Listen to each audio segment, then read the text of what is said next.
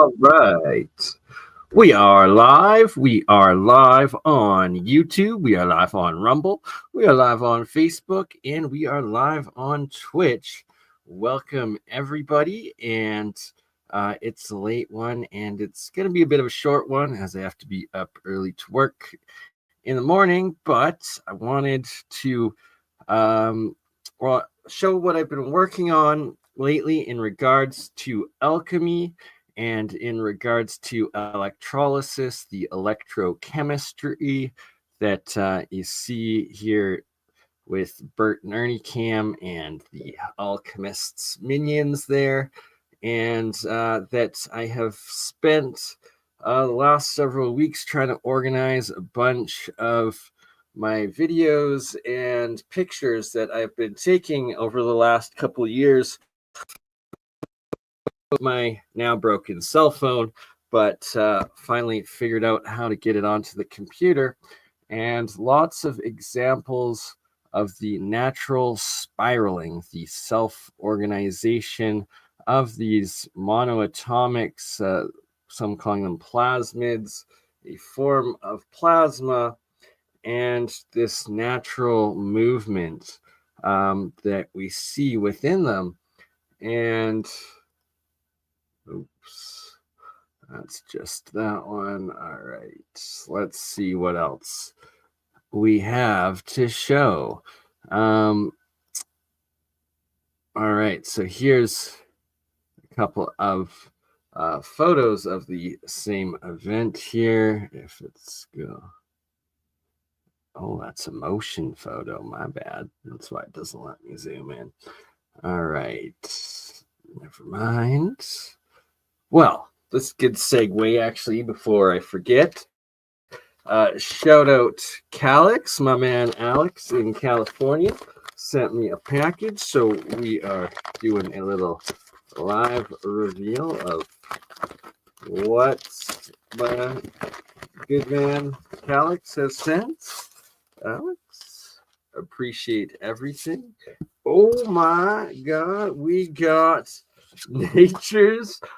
Can I even say this? Are we 5 minutes in? Nature's cock shocks. We got some hard rock here. Calendar 2025.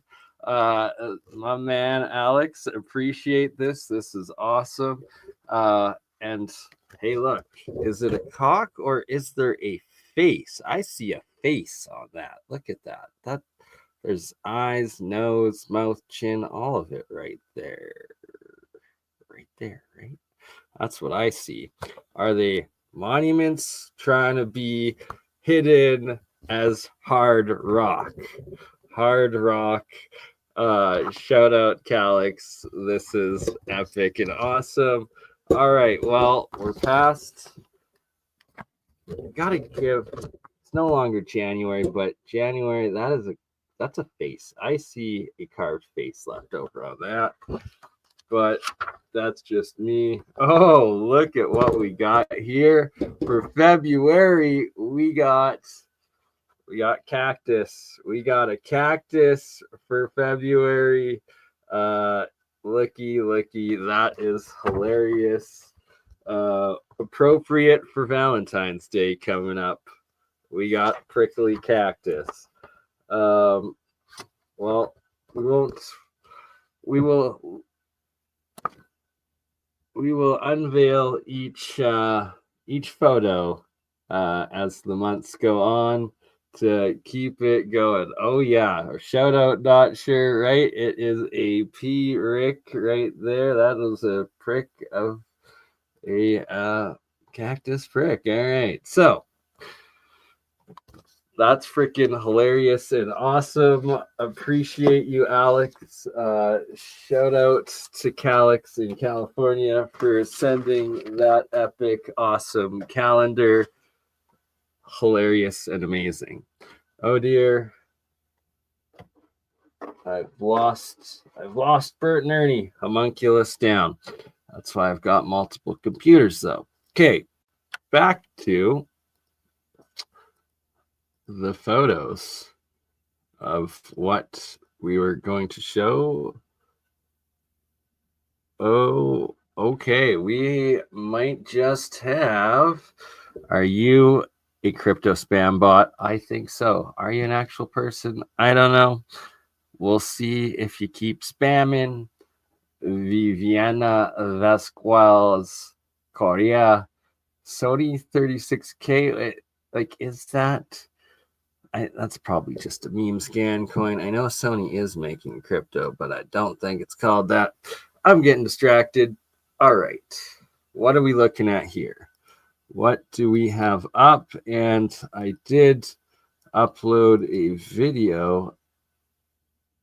Oh, it's not letting me zoom in. That's lame. But yeah. All right. So we got one spiral right here and a second spiral right here. It totally looks like hurricanes, like galaxies. And that is just monoatomics in a jar. And why does it not? It's weird. All right. Not letting me zoom in, but good enough, I guess, just to see the photos of the formations of the monatomics. So you can see as it develops into bigger spirals. And then this was a cloud of, I believe, titanium monoatomics above that also did the double spiral. When I put more water in with them, and this original red spirals down here was with the red Ormus scans material, and just fascinating. I absolutely love it every time I see them when they make these natural self-organizing spirals. And all right, what else do we have to look at? Yes, right here. This one. We have aluminum aerogel. And on that picture, you can see that it is, in fact, both a droplet as well as a crystal. So is it thixotropic mixture? Is it an actual crystal? There we go. Now it's letting me zoom in. You can see the clear, translucent, clear parts and some translucent, the actual structure, some cleavage, like how crystals break the as some of this gel broke off here. So it chunks with cleavage as it breaks. So it will form as a bit of a dewdrop, but in fact, it breaks off. Oops, with cleavage and defined crystalline properties in these aerogels that I now make, and that it is still in this droplet crystalline form in the sample that I have taken and collected, and that is currently sitting in front of the Bert and Ernie cam, which isn't working right now. So, well, whatever. We're looking at pictures of it. And so it's on an aluminum rod here in these photos. And then shortly thereafter, it falls and drops and breaks off. So here you can see it on the original aluminum. Not sure. That's a great comment. What are you talking about? What? Talk to and about? Talk to? It's another scam coin, but all right, staying on track. Here you can see aluminum rod, the aluminum aerogel, and then here the aluminum rod had fallen, the aerogel broke off of the aluminum rod that it had been forming on. Here it's on my cell phone, and you can still see the droplet as well as the crystal cleavage formations that are within this aerogel. So it is clearly not a liquid. It is a crystallized gel of aluminum, and it holds these drop-like formations and structure within it. Here's some more of what remained on the aluminum piece and some more that had come off. Big chunk, the chunks, and there it was. All right, now we are on to some of my most recent experiments, and these are the triple solenoid coils that are based off of the original coils that I would make from the Keshi designs, the Keshi Foundation, which he calls plasma pens, but I use them as anode cathodes, so it's a triple solenoid wire. And the outside on this, for the first time, I'm using titanium, the inner coil copper, and then the innermost wire, also titanium. So making titanium monoatomics as well as copper in some of these, and in this monoatomic material. Here we have hydrogen forming. And here's some of the outside.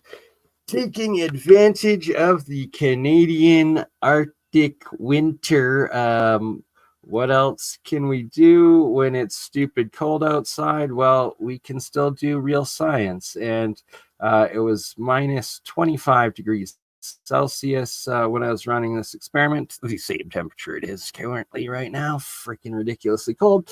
And this is salt water that is completely frozen, yet while plugged into a 5-volt USB power here, you can see that the anode and the cathode still running, and that they're actually still bubbling despite the frozen ice, so that it's, despite being no longer liquid, but a solid saltwater block or ice,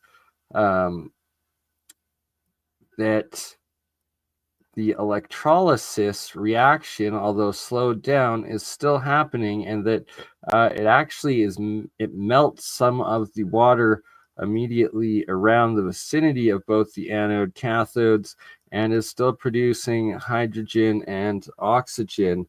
Thus, the potential for having water-powered cars still in the winter, that these reactions could potentially look like that they would still function in the middle of the winter, even when your water fuel is turned to ice, to be able to produce that hydrogen oxygen electrolysis reaction in the freezing cold solid state, which I found absolutely fascinating. Oops, was going in the wrong direction there. Back to more of swirls. Oh, but now I can zoom in on the swirls. Here we go. Finally, it works. So you can see the different bands of these swirls as it goes around and around and around, and that it is aligned, straight layers of this. I guess Keshi says this is CH3, so copper trioxide, I guess, or hydride, copper trihydride. But still yet to get it's tested with actual labs to find out what each material is. The point being that there's several exclusion zones both below and above these swirling different materials, and that the white, cloudy, fluffy titanium monoatomics are actually an inch or two above the reddish orange material, and that there's gaps and spaces, exclusion zones of just straight water separating each of them, and that these layers are moving not as like convection currents as like the standard physics or fluid dynamics would dictate, but instead they are working, as self-organizing and separating, and batteries, like the negative and positive ions, and that they actually, this water exclusion zone methods are water and monoatomic, the plasmids, whatever the stuff is, self-organizing into these structures of electric forces and potential magnetic forces, and that they include power, that it is electrochemistry, it is electric universe, basically. Here I've got a copper triple solenoid coil cathode, and then the anode is a double although it's red and looking copper, that is actually titanium going into the red state and the pink at the bottom state of transmutational metals that Sir Isaac Newton speaks of, and that is titanium coil as the anode, breaking down into the white and gray monoatomics that you see there, and that there's some potential aerogel at the top, hydrogen coming off of this cathode, oxygen off the anode, but this titanium clusters, and when it starts turning blue, we got titanium oxide essentially being formed there. And some more experiments of freezing outside and trying to get some repeat past experiments forming potential quasi-crystals and metamaterial crystals out of the monoatomics when flash freezing, and taking advantage, I guess, or utilizing these ridiculously cold weather currently suffering. Now here we have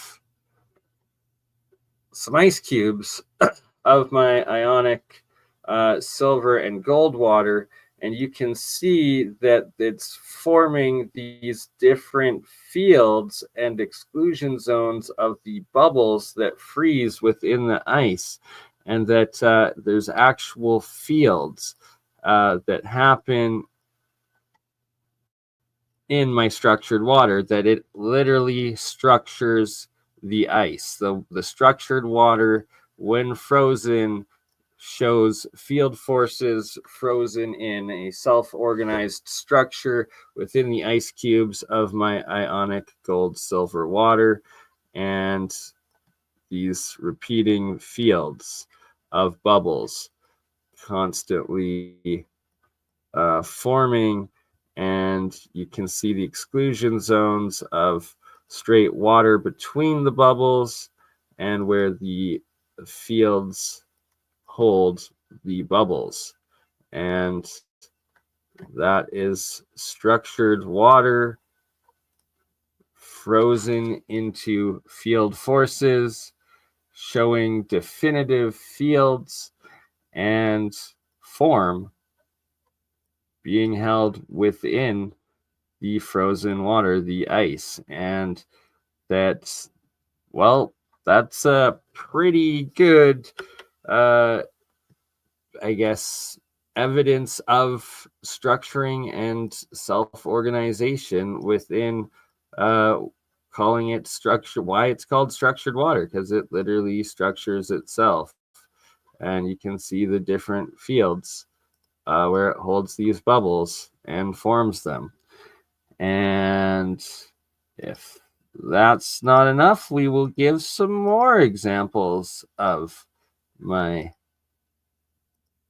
frozen structured water. Here's some more of it. These taken about 6 months apart. The first photos I just showed being just a couple days old, and this one being in the summer. You can see the green foliage out the window. Yeah, maybe the fall. But again, these same structured fields of bubbles going up and freezing, holding their form, and self-organized structure within this structured colloidal water, the ionic gold silver water. Again, going up there.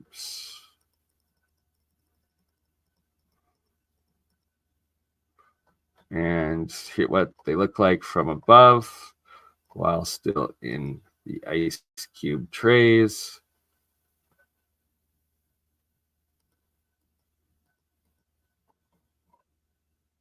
Structured fields, forced ice. Good evening, afternoon, morning, the fourth Wiseman. Good to see you. Good to have you here. Welcome. Welcome. Thank you for watching, and good day. And yeah, it's, oh god, it's 1:45 a.m. here. I gotta be up in 4.5 hours, so we're gonna keep this probably to under an hour. And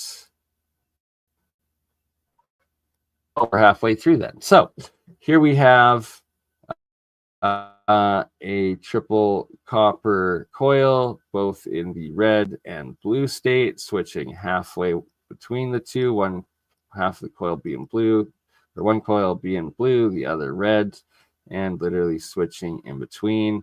And here we have, and it is connected to the cathode, the negative side, and here we have a zinc strip on the anode side, and the zinc strip breaking down, but also forming into what is essentially another one of these galaxy spiral clouds of self-organization, and that it is this natural geometry of the universe that it just self-assembles in these structures, in these shapes. And yeah, now we're looking at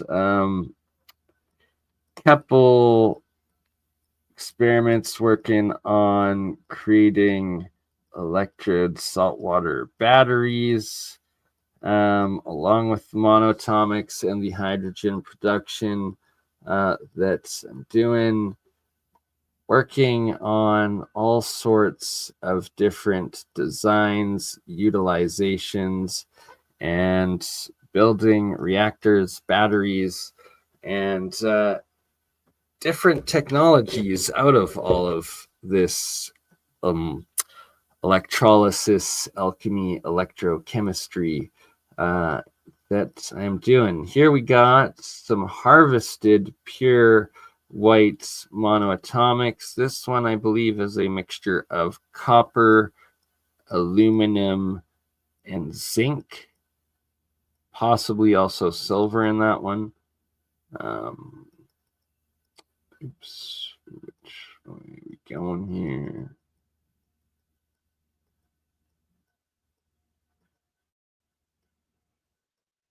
showing the plasmid cloud formations.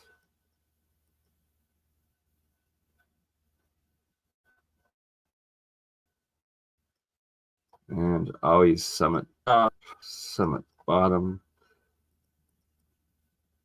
where it collects.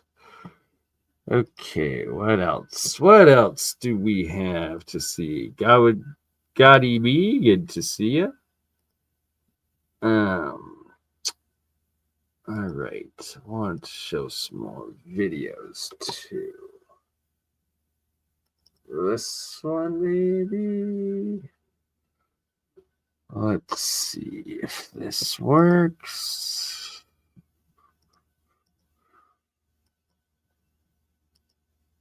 If this is the right one. If it will load. Oh, maybe.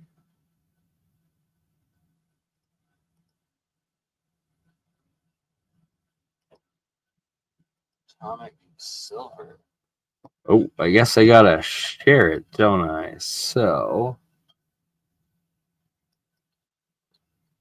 weird.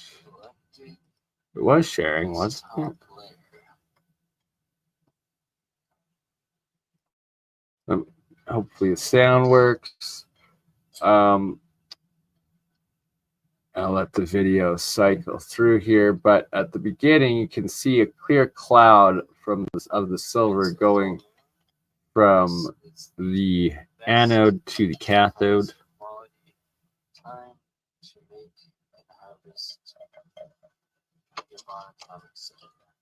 All right, let's start over.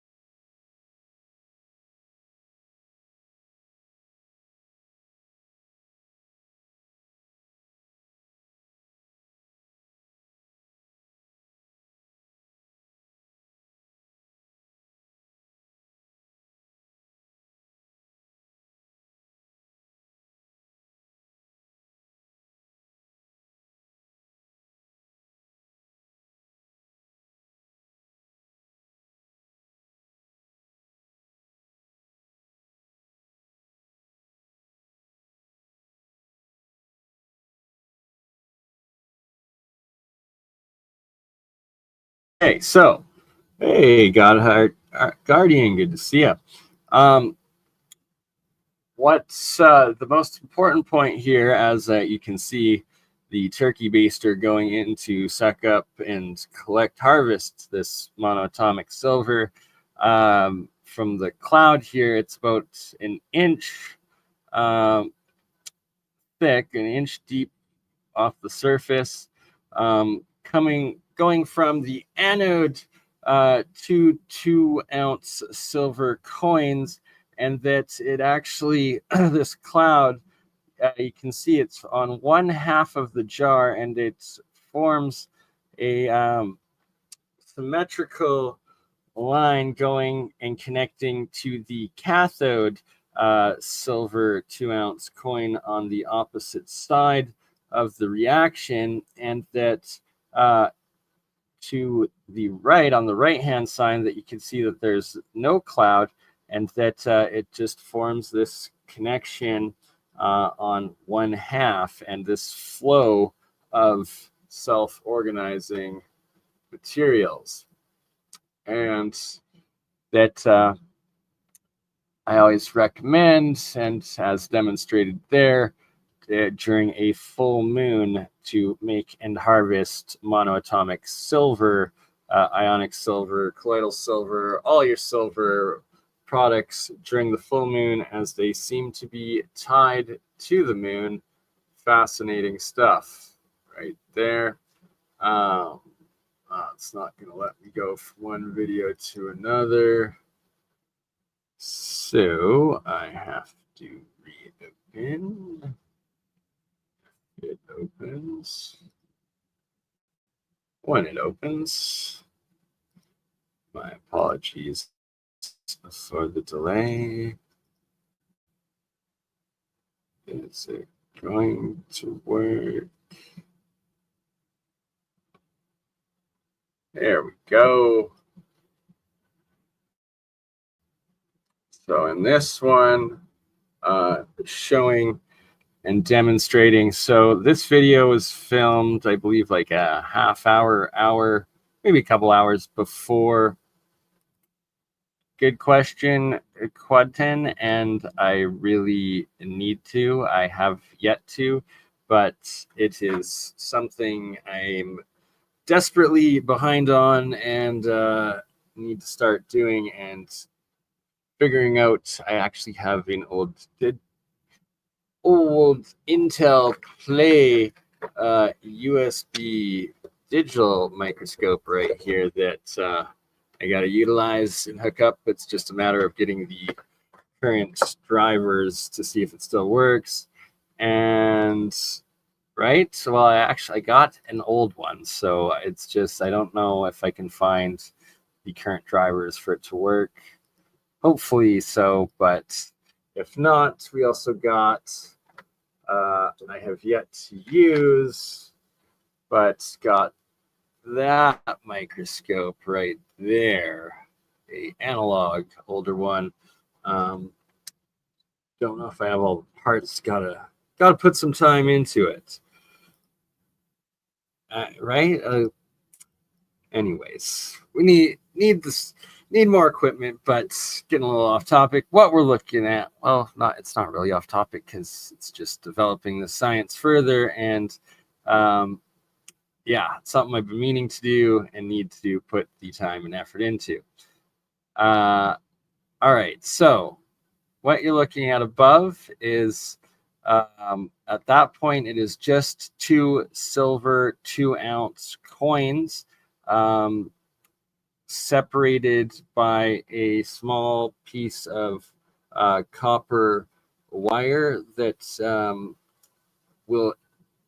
is yet to be at that point connected to the anode wire. It is just a piece of copper wire with no electricity hooked to it and 2 copper coins, and no cathode or anode put in at that point. Well, those 2 coins eventually become the anode. Point being, it's just 2 silver coins halfway submerged in water, and the little piece of copper between the two, and that in itself creates a differential between those 2 silver coins, with the copper being above the water, and that they self-establish themselves, one as a cathode, one as an anode, very weak, but that they then all on their own with no electrical input, you can see that cloud of monoatomic silver particulates forming and flowing down from them, and monoatomic silver being made and formed all on its own without any electrical inputs. That's the purpose of showing this, and I thought it's quite a spectacular little example of how easy it is to make monoatomics and the process of it. Okay. Then maybe is there this one? Sorry, I'm trying to find, yes, some spectroscopy equipment is definitely what I desperately need. Hopefully this is the video. Oh, I think it might be. I think it might just be. Okay, so this one, this third video of this monoatomic silver reaction and harvesting during the full moon. This third video was taken after the first 2 videos that I've played and shown, and after the key part was after that original harvesting that I had made and done from this reaction here. And that now you can see that the cloud has settled a bit below the top of the water there, where originally it was the top inch that the monoatomics were settled in and connecting to the anode coin over here. But it's that you can see that it's still self-organized and rearranged itself, and that it forms this chain and solid connection of the monoatomics flowing from the anode going to the cathode, and it self-organizes in that amount. And then also additionally, there's more of the monatomic silver forming and condensing and flowing downward off of the anode coins as well, so that there is two different formations of the monoatomic silver there, and both the pure white monoatomic silver material that you want to collect and harvest, non-oxidized, beautiful stuff. And you both scoop, siphon it or suck it up with like a turkey baster or syringe from that cloud at the top, and then additionally from the pile at the very bottom of the jar. And that is how you collect and harvest your monoatomic material. So there you can see all 4 silver coins that are in this jar and this reaction. So 2 on the cathode side, 2 on the anode side. Oops. Right there. So you can see how there's like this cloud of monoatomics forming and connecting between the 4 coins, between the anode and cathode, and just the structured self-organization that they do. All right, what else do we have to show before we end this live show? What can we get from American pennies? That's a great question, and it depends. And I believe that they're not even pure copper anymore, are they? Like, you're gonna have to look into that, make sure it's not a what's the word, amalgamation, no, close, alloy mixture that is pure copper, because if you have other elements in it, other metals, then you risk poisoning and not getting pure copper. So you'll have to check on the year. But yeah, pennies you'd get monatomic copper from if it is pure copper. All right, so if there's zinc in it, then that's okay. If you got zinc and copper, then you get those 2 out of it. Where's the homunculus? Great question. And it might even be in this video that I show some evidence of some of the process of forming a homunculus. And if it's not this video, it'll be one of the next 2 that I play, but it's of this experiment and mixture. This is, I had some monoatomic bismuth in this solution before, where it was a silver cathode and then a bismuth anode. And then after the bismuth anode ran out, then I connected another silver piece so that it was a silver anode and cathode that you're now seeing and recording. The importance of this video, there's several crucial key things. You see this galaxy-like self-organizational flow of monoatomics below, and then an additional flow of clouds spiraling and circling above it. And then you also see the lid that I have floating, and how when I move it, it always comes back to the very center there, that it's found itself a electromagnetic center. Very fascinating how it does that. And the surface tension strength and almost elasticity of it all. Very fascinating in this one. And that there's several fascinating things that I was able to record and demonstrate and find here. So right here, you're gonna see this small, very, very tiny bubbles constantly coming up, and then one big bubble that keeps coming up. But when it reaches the surface of the water, it shoots straight up. It doesn't just break and dissipate. It actually shoots straight up. So this is like complete different demonstration of the understanding of gases, buoyancy, and whatnot. It's very fascinating. But you'll see this big bubble that's might not be this video that I get the good capture of it.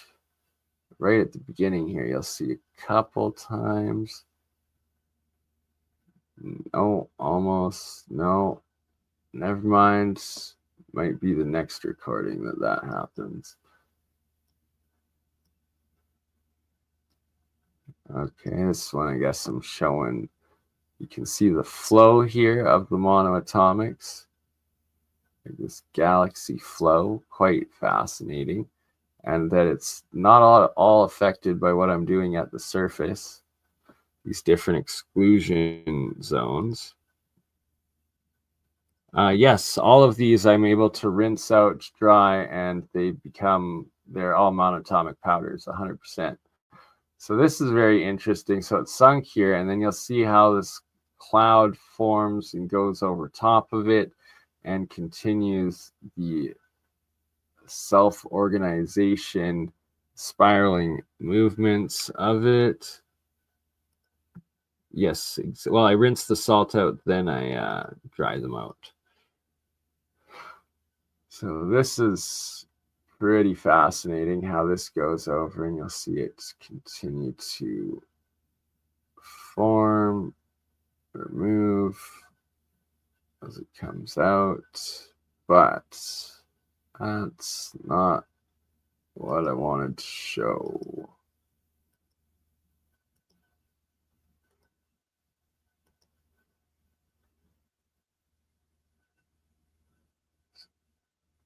See there, it's almost attracted to the anode before centering back.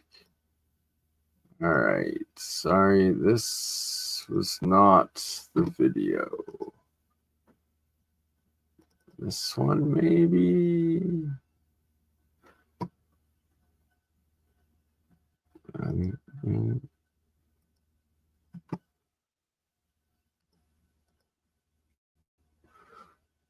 Camera.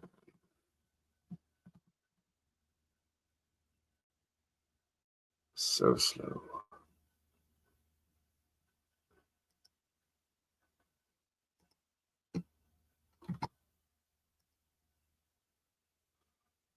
Oh.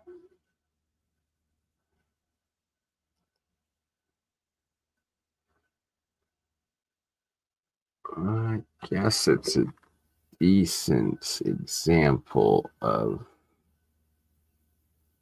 the self-organization of it.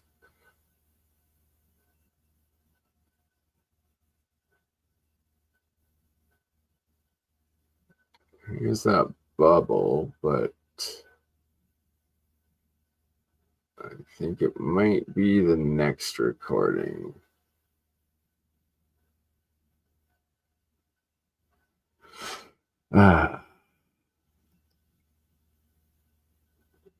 Right?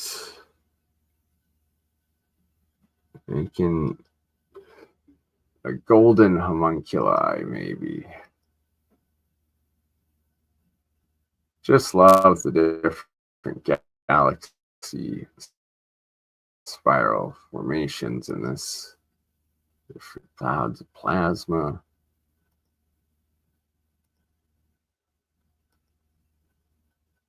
Okay. Wasn't that one? Hopefully this one. Hopefully it is this one.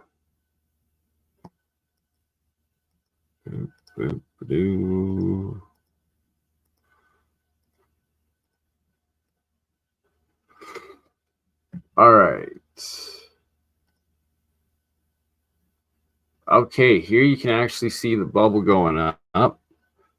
So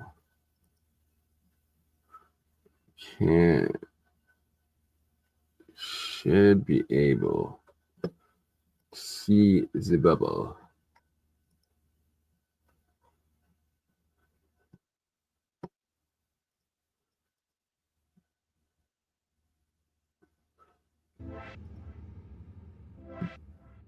I will put a little music on in the background. Oh. Okay. It's not letting me pause it on it. Come on.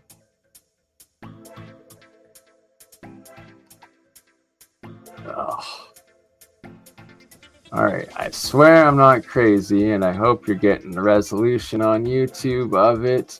But up right here, you'll see this drop keep shooting up, and that you'll actually see the bubble, if it plays properly, playing properly for you, shooting straight up, and it reoccurring, constantly doing this. Goes blip, and there's no, it's not water splashing back down. There's never a ripple of water bounce or dropping back. There's only the water, or that bubble, shooting straight up. So that is oxygen shooting straight up into the atmosphere or its surroundings. Very, very peculiar. Yeah, it's straight jumping, right? Gold and silver, ionic gold and silver, I would say. Zinc also, a little bit of copper, but if it oxidizes, it's poisonous. So you need the pure monatomic, and that is not health advice. We're doing health advice. But yeah, so I can show, I guess this demonstrates moving. Okay, here we go. So right here, that guy right there is part of the homunculus. That was a couple drops of blood that I put in, and it grew into this body of like cellular organic material, and it gives credence to this whole idea of homunculus. And while alive in electrified salt water, it continues to grow. And could that be how you grow clones and homunculus? There will be a zoom up of it in a moment here. And that bubble jumping should keep playing as well.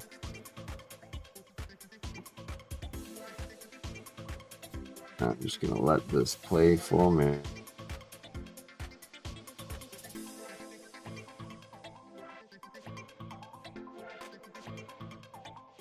Yeah, there's a couple good example shots of it shooting straight up. And like, this was a high-speed frame camera I was recording. Sadly, it has since broken, but at the time I was able to capture that.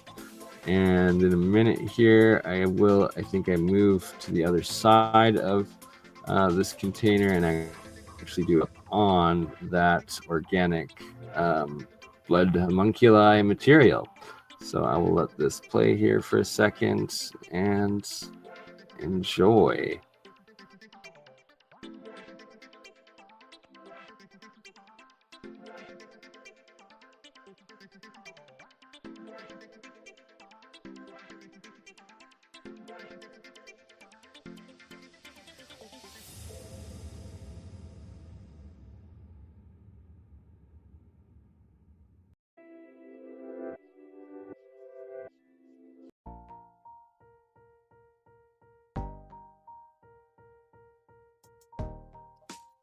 Just constantly keeps shooting right up there. Oh, here we go. Now you've got these of this organic blood homunculi material. So that evidence towards homunculus growth. A couple drops of blood grew into that big,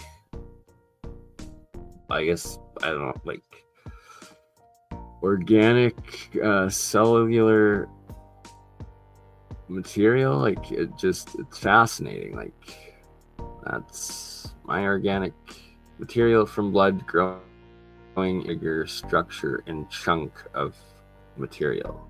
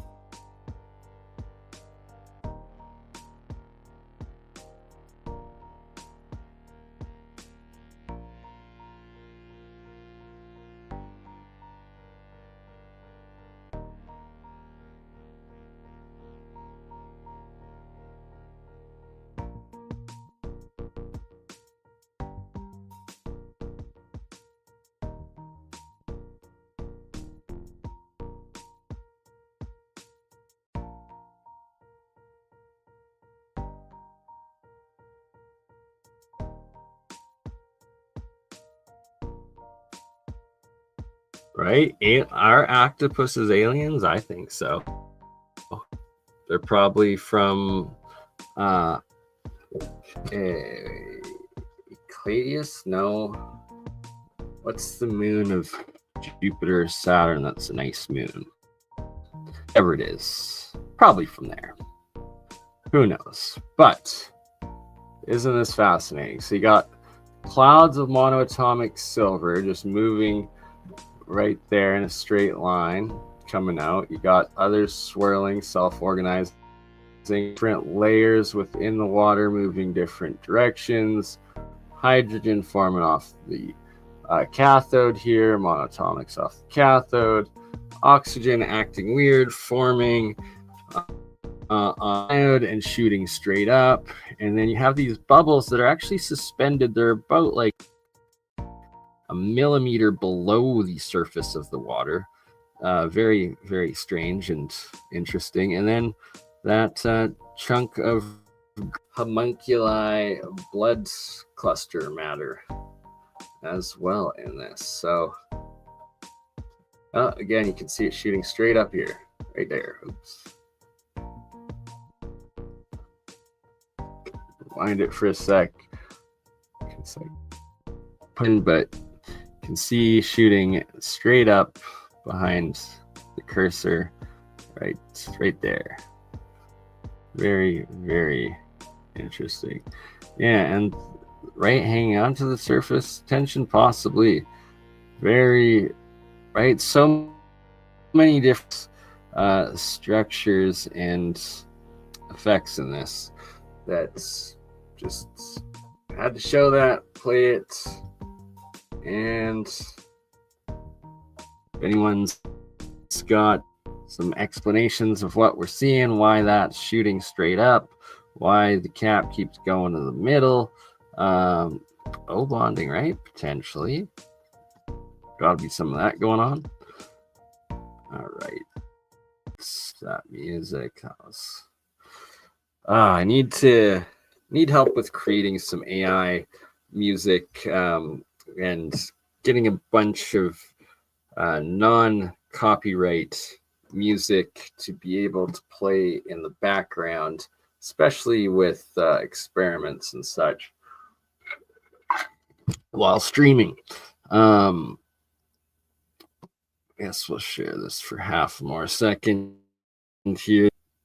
Well, it's centered and paused on this organic matter structure that grew from a couple drops of blood that then like self-organized into this cluster about like this size, and then over the next several grew into this size. And I left this experiment running for a couple days, and it eventually grew into about an inch in diameter all around. It was quite fascinating. And all the experiments I've done since then, all the life and cellular stuff stays alive as long as there is electricity going into the electrolyte, the reaction there. So as long as the current is live, the life forms stay alive and grow. All right, so now we are looking at this one, a pool of red state and the red state matter. And is this a cold state superconductive metamaterial state? Potentially. It could be this hydride or this cold temperature but hot energy reactive state. I suspect and theorize and put forward and go off of some recent science discoveries of a cold red state hydride superconductive nanomaterial. I believe it was lead sulfur hydride mixture or something along those lines. I'm going to have to find the article again to look into it more. But that one there, you have copper. That is red state copper you're looking at, submersed in salt water, 5 volts going into it as an anode. And it is completely red and has made all the other material in its nanomaterial all into this red state, and both the zinc and the copper is turning into that red state material, and that is all red. coming off of it, the red copper. And then here we have some of, I collected this red state material. It is the red pink state stuff that the alchemists say is the most active state right before the pink crystalline state where metals can be transmutated. This is the reactive state, and is it that cold superconductive state? And when I dried it out and had rubbed some on some aluminum foil, it had actually spontaneously combusted or ignited. So very interesting materials. And what I showed there is actually what was harvested from here. This being what is in those what was in those pill containers that I just showed. And it was this material that I had collected, and that's grown off of a copper coil. Here you can see the additional copper coils connected to the triple copper solenoid coil above that has this pink red material growing on it. And that what you see here, all these dots, sparkles, those aren't bubbles. That's in fact like the crystalline pinkish copper state reflecting light sparkling off of whatever that growth is. And that it was just the top half of these copper solenoid coil anode that grew the red half. The bottom blue half,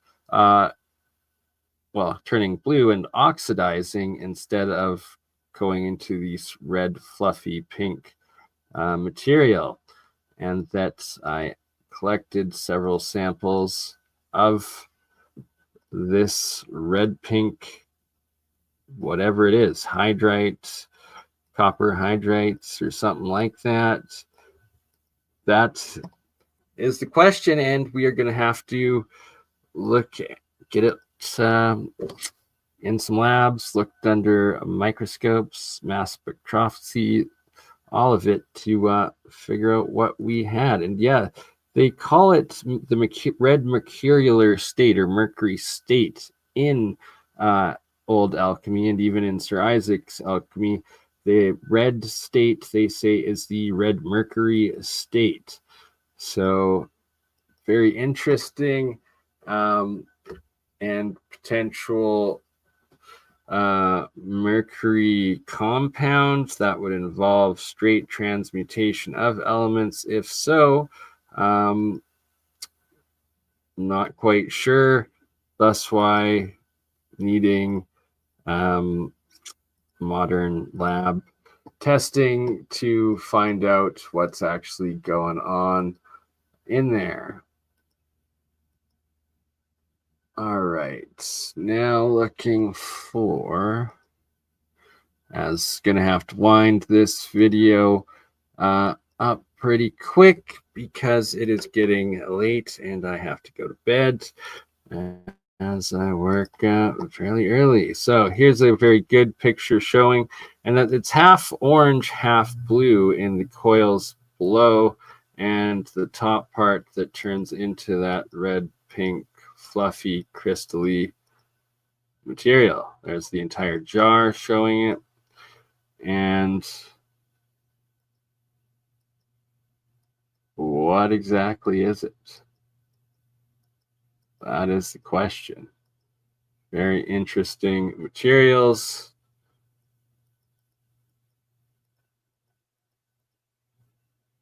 Fascinating stuff. Okay, now we are going for videos.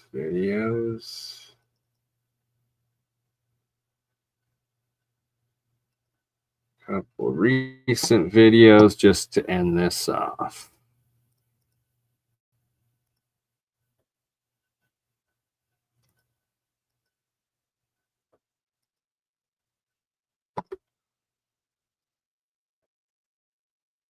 So there is the double spinning, self-organizing red state copper zinc in that one. Yeah, I really need some actual mercury to experiment with. I have so many ideas and experiments to try to do with actual mercury and involving what the ancient alchemists say, but also I would need better personal protective equipment because don't want to die with mercury oxides and the rest of it, especially making that nanomaterial in my house would be rather sketchy. Let's see. Is this gonna switch to the next video? Ooh, looks like it is. All right, so this is that same jar, and this is a second spiral after I had removed. There, you can see that there's no longer that zinc copper circle that was in the middle there. That coil I removed, and then no longer separating into two spirals. This time when I added a bit of water, it self-organized into one giant spiral encompassing pretty much the whole jar.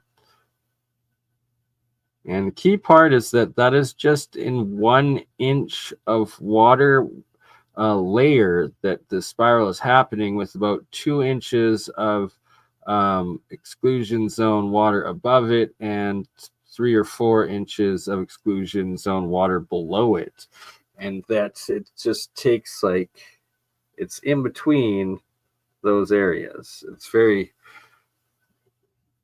very interesting to say the least. What's this one? Oh, okay, so here you can see this one's still having that aluminum thing in the bottom, but you can see this is when I poured the titanium monoatomics in, and that they also self-organized into two smaller spirals, and that they're both spiraling there, pretty much separated from the center piece. And that once I removed it, you got that single spiral. So again, this one demonstrating those same two spirals separated by this guy.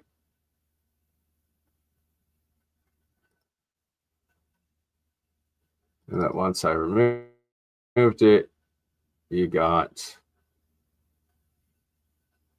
that one big one.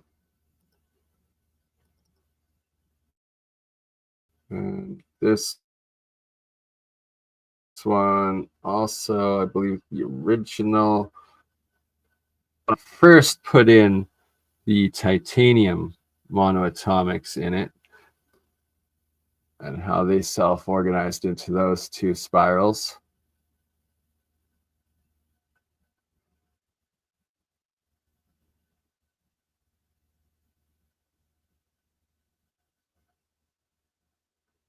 Very, very, it's like almost magical. It's mesmerizing is the word I was definitely looking for there, but it mesmerized me and I lost my train of thought. All right, let's continue on. As I need to get to bed. What else do we have? We've got, this one was something else. So this also had no electrical input going into it. It was just a couple of coils connected to each other. And what makes it so fascinating is these different layers, and that these clusters and chunks would stay elevated for days at these different levels, and that it's like an electrical force or electrical buoyancy more than a weight sort of density buoyancy. And they're showing hydrogen production off the coil. Ooh, maybe I do have a video of.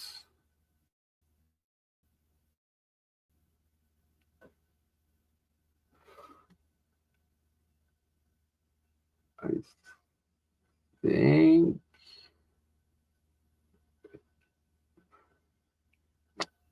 it might show the bubbling.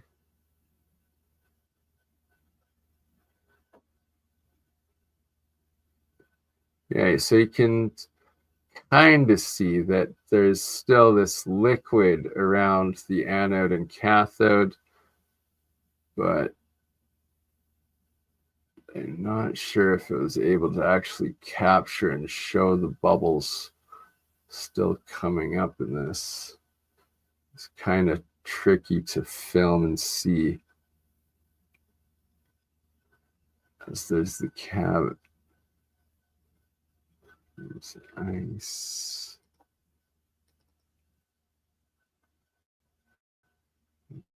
Maybe.